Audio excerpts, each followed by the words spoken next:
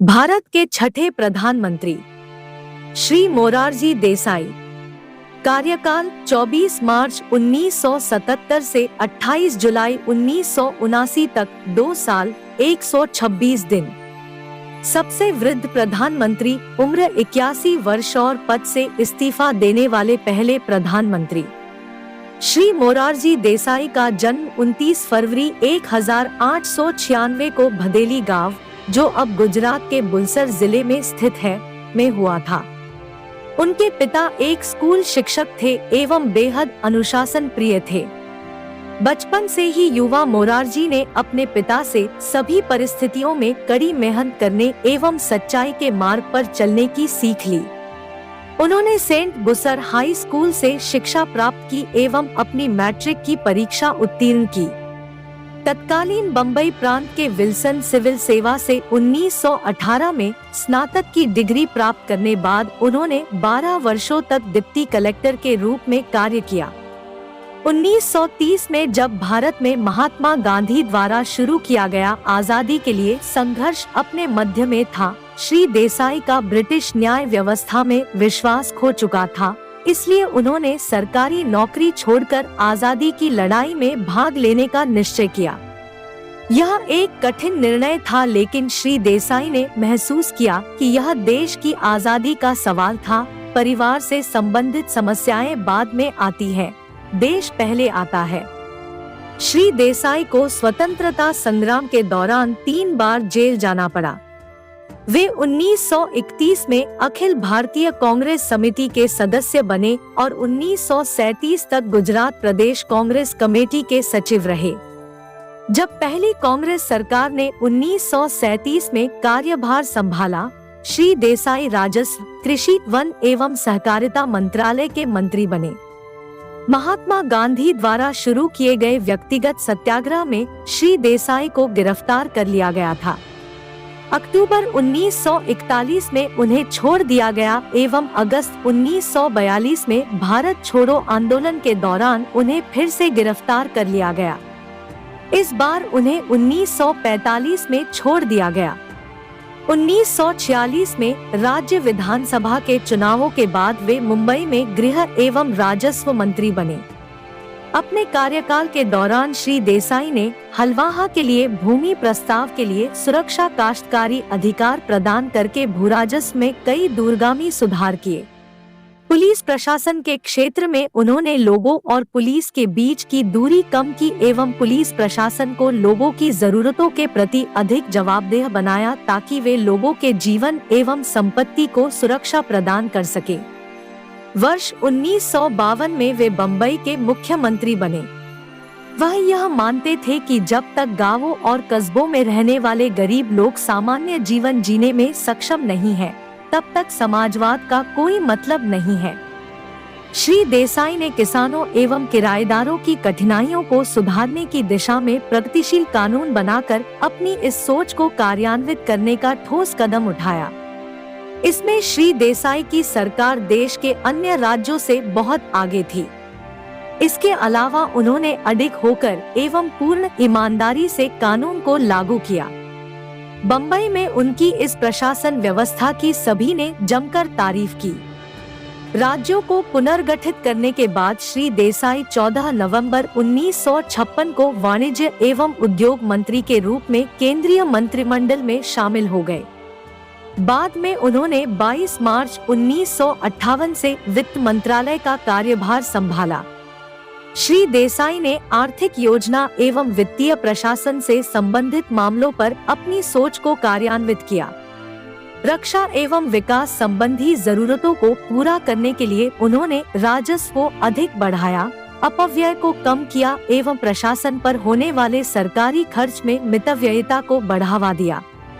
उन्होंने वित्तीय अनुशासन को लागू कर वित्तीय घाटे को अत्यंत निम्न स्तर पर रखा। उन्होंने समाज के उच्च वर्गों द्वारा किए जाने वाले फिजूल खर्च को प्रतिबंधित कर उसे नियंत्रित करने का प्रयास किया। 1963 में उन्होंने कामराज योजना के अंतर्गत केंद्रीय मंत्रिमंडल से इस्तीफा दे दिया। पंडित नेहरू के बाद प्रधानमंत्री बने श्री लाल बहादुर शास्त्री ने प्रशासनिक प्रणाली के पुनर्गठन के लिए उन्हें प्रशासनिक सुधार आयोग का अध्यक्ष बनने के लिए मनाया। लोक जीवन से संबंधित अपने लंबे एवं अपार अनुभव का उपयोग करते हुए उन्होंने इस जिम्मेदारी को बखूबी निभाया। 1967 में श्री देसाई श्रीमती इंदिरा गांधी के मंत्रिमंडल में उप प्रधानमंत्री एवं वित्त मंत्रालय के प्रभारी मंत्री के रूप में शामिल हुए। जुलाई 1969 में श्रीमती गांधी ने उनसे वित्त मंत्रालय का प्रभार वापस ले लिया। श्री देसाई ने इस बात को माना कि प्रधानमंत्री के पास सहयोगियों के विभागों को बदलने का विशेषाधिकार है, लेकिन उनके आत्मसम्मान को इस बात से ठेस पहुंची कि श्रीमती गांधी ने इस बात पर उनसे परामर्श करने का सामान्य शिष्टाचार भी नहीं दिखाया। इसलिए उन्हें यह लगा कि उनके पास भारत के उप प्रधानमंत्री पद से इस्तीफा देने के अलावा कोई और विकल्प नहीं था। 1969 में कांग्रेस पार्टी के विभाजन के बाद श्री देसाई कांग्रेस संगठन के साथ ही रहे। वे आगे भी पार्टी में मुख्य भूमिका निभाते रहे। वे 1971 में संसद के लिए चुने गए। 1975 में गुजरात विधानसभा के भंग किए जाने के बाद वहां चुनाव कराने के लिए वे अनिश्चितकालीन उपवास पर चले गए। परिणाम स्वरूप जून 1975 में वहां चुनाव हुए। 4 विपक्षी दलों एवं निर्दलीय उम्मीदवारों के समर्थन से गठित जनता दल ने विधानसभा में पूर्ण बहुमत प्राप्त कर लिया। इलाहाबाद उच्च न्यायालय द्वारा श्रीमती गांधी के लोकसभा चुनाव को निरर्थक घोषित करने के फैसले के बाद श्री देसाई ने माना कि लोकतांत्रिक सिद्धांतों को ध्यान में रखते हुए श्रीमती गांधी को अपना इस्तीफा दे देना चाहिए था। आपातकाल घोषित होने के समय 26 जून 1975 को श्री देसाई को गिरफ्तार कर हिरासत में ले लिया गया था। उन्हें एकांत कारावास में रखा गया था और लोकसभा चुनाव कराने के निर्णय की घोषणा से कुछ पहले 18 जनवरी 1977 को उन्हें मुक्त कर दिया गया। उन्होंने देश भर में पूरे जोर शोर से अभियान चलाया एवं छठी लोकसभा के लिए मार्च 1977 में आयोजित आम चुनाव में जनता पार्टी की जबरदस्त जीत में उनकी महत्वपूर्ण भूमिका थी।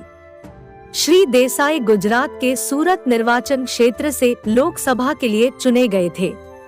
बाद में उन्हें सर्वसम्मति से संसद में जनता पार्टी के नेता के रूप में चुना गया एवं 24 मार्च 1977 को उन्होंने भारत के प्रधानमंत्री के रूप में शपथ ली। श्री देसाई ने 1911 में गुजराबेन से शादी की। उनके 5 बच्चों में से एक बेटी और एक बेटा अभी जीवित है। प्रधानमंत्री के रूप में श्री देसाई चाहते थे कि भारत के लोगों को इस हद तक निडर बनाया जाए कि देश में कोई भी व्यक्ति, चाहे वो सर्वोच्च पद पर ही आसीन क्यों न हो, अगर कुछ गलत करता है तो कोई भी उसे उसकी गलती बता सके। उन्होंने बार बार यह कहा, कोई भी, यहाँ तक कि प्रधानमंत्री भी देश के कानून से ऊपर नहीं होना चाहिए। उनके लिए सच्चाई एक अवसर नहीं बल्कि विश्वास का एक अंग था। उन्होंने शायद ही कभी अपने सिद्धांतों को स्थिति की बाध्यताओं के आगे दबने दिया। मुश्किल परिस्थितियों में भी वे प्रतिबद्धता के साथ आगे बढ़ते गए। वह स्वयं यह मानते थे, सभी को सच्चाई और विश्वास के अनुसार ही जीवन में कर्म करना चाहिए। भारत के 7वें प्रधानमंत्री श्री चरण सिंह, कार्यकाल 28 जुलाई 1979 से 14 जनवरी 1980 तक 170 दिन। अकेले ऐसे पीएम जिन्होंने संसद का सामना नहीं किया। श्री चरण सिंह का जन्म 1902 में उत्तर प्रदेश के मेरठ जिले के नूरपुर में एक मध्यम वर्गीय किसान परिवार में हुआ था। उन्होंने 1923 में विज्ञान से स्नातक की एवं 1925 में आगरा विश्वविद्यालय से स्नातकोत्तर की उपाधि प्राप्त की। कानून में प्रशिक्षित श्री सिंह ने गाजियाबाद से अपने पेशे की शुरुआत की। वे 1929 में मेरठ आ गए और बाद में कांग्रेस में शामिल हो गए। वे सबसे पहले 1937 में छपरौली से उत्तर प्रदेश विधानसभा के लिए चुने गए एवं 1946, 1952, 1962 एवं 1967 में विधानसभा में अपने निर्वाचन क्षेत्र का प्रतिनिधित्व किया। वे 1946 में पंडित गोविंद बल्लभ पंत की सरकार में संसदीय सचिव बने और राजस्व, चिकित्सा एवं लोक स्वास्थ्य, न्याय, सूचना इत्यादि विभिन्न विभागों में कार्य किया। जून 1951 में उन्हें राज्य के कैबिनेट मंत्री के रूप में नियुक्त किया गया एवं न्याय तथा सूचना विभागों का प्रभार दिया गया। बाद में 1952 में वे डॉक्टर संपूर्णानंद के मंत्रिमंडल में राजस्व एवं कृषि मंत्री बने। अप्रैल 1959 में जब उन्होंने पद से इस्तीफा दिया, उस समय उन्होंने राजस्व एवं परिवहन विभाग का प्रभार संभाला हुआ था। श्री C.B. गुप्ता के मंत्रालय में वे गृह एवं कृषि मंत्री 1960 थे। श्रीमती सुचेता कृपलानी के मंत्रालय में वे कृषि एवं वन मंत्री 1962 से 63 रहे। उन्होंने 1965 में कृषि विभाग छोड़ दिया एवं 1966 में स्थानीय स्वशासन विभाग का प्रभार संभाल लिया। कांग्रेस विभाजन के बाद फरवरी 1970 में दूसरी बार वे कांग्रेस पार्टी के समर्थन से उत्तर प्रदेश के मुख्यमंत्री बने। हालांकि राज्य में 2 अक्टूबर 1970 को राष्ट्रपति शासन लागू कर दिया गया था। श्री चरण सिंह ने विभिन्न पदों पर रहते हुए उत्तर प्रदेश की सेवा की एवं उनकी ख्याति एक ऐसे कड़क नेता के रूप में हो गई थी जो प्रशासन में अक्षमता, भाई भतीजावाद एवं भ्रष्टाचार को बिल्कुल बर्दाश्त नहीं करते थे। प्रतिभाशाली सांसद एवं व्यवहारवादी श्री चरण सिंह अपने वाक्पटुता एवं दृढ़ विश्वास के लिए जाने जाते हैं। उत्तर प्रदेश में भूमि सुधार का पूरा श्रेय उन्हें जाता है। ग्रामीण देनदारों को राहत प्रदान करने वाला विभागीय ऋण मुक्ति विधेयक 1939 को तैयार करने एवं इसे अंतिम रूप देने में उनकी महत्वपूर्ण भूमिका थी। उनके द्वारा की गई पहल का ही परिणाम था कि उत्तर प्रदेश में मंत्रियों के वेतन एवं उन्हें मिलने वाले अन्य लाभों को काफी कम कर दिया गया था। मुख्यमंत्री के रूप में जोत अधिनियम 1960 को लाने में भी उनकी महत्वपूर्ण भूमिका थी। यह अधिनियम जमीन रखने की अधिकतम सीमा को कम करने के उद्देश्य से लाया गया था ताकि राज्य भर में इसे एक समान बनाया जा सके। देश में कुछ ही राजनेता ऐसे हुए हैं जिन्होंने लोगों के बीच रहकर सरलता से कार्य करते हुए इतनी लोकप्रियता हासिल की हो। एक समर्पित लोक कार्यकर्ता एवं सामाजिक न्याय में दृढ़ विश्वास रखने वाले श्री चरण सिंह को लाखों किसानों के बीच रहकर प्राप्त आत्मविश्वास से काफी बल मिला। श्री चौधरी चरण सिंह ने अत्यंत साधारण जीवन व्यतीत किया और अपने खाली समय में वे पढ़ने और लिखने का काम करते थे। उन्होंने कई किताबें एवं पुस्तिकाएं लिखी जिसमें जमींदारी उन्मूलन, भारत की गरीबी और उसका समाधान, किसानों की भूसंपत्ति या किसानों के लिए भूमि, prevention of division of holdings below a certain minimum, cooperative farming एक्सरे आदि प्रमुख है।